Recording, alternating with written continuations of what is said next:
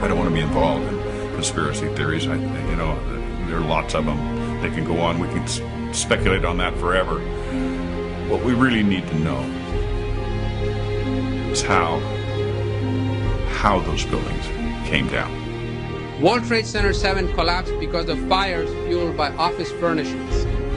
It did not collapse from explosives or from fuel oil fires. To undermine scientific integrity is to undermine our democracy. This is what NIST has done, denied and ignored crucial evidence. The American people absolutely need the truth of 9/11.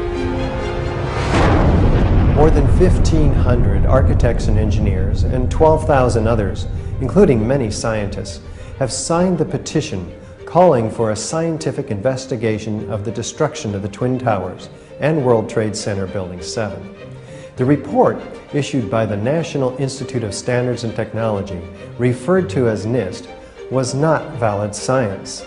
They're talking about a single columnar collapse or failure that resulted in a total collapse of the building. Building number 7 descended in free fall for the first 100 feet, which means that there was absolutely no resistance to the descent whatsoever.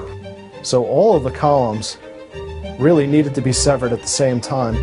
The symmetry is the smoking gun. NIST has admitted it went into free fall for 8 stories. You don't need to be an engineer or an architect to see what happened to those buildings.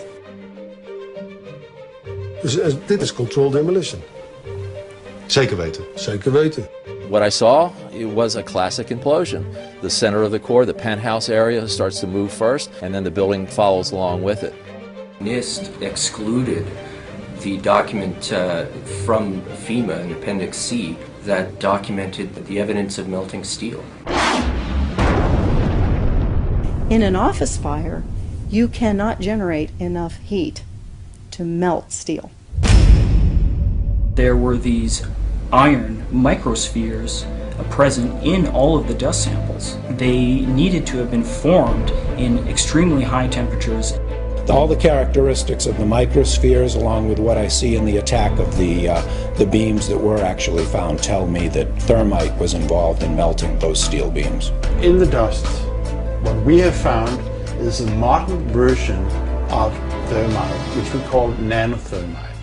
NIST concedes that they found no evidence for explosives. So then we asked them, well, did you look? And they said, no, we did not look for explosives or residues of explosives. And in fact, the evidence is overwhelming that these red-grade crystals are very high-temperature incendiaries. And we have watched as scientific integrity has been undermined and scientific research politicized in an effort to advance predetermined ideological agendas. If this is a crime, I think everybody agrees it's a crime. Evidence was removed from the scene of the crime. You can't do science when you are deprived of the evidence and when your hypothesis is the least valid instead of the most likely. When the most likely hypothesis in the case of Building 7 wasn't even mentioned. This is not science.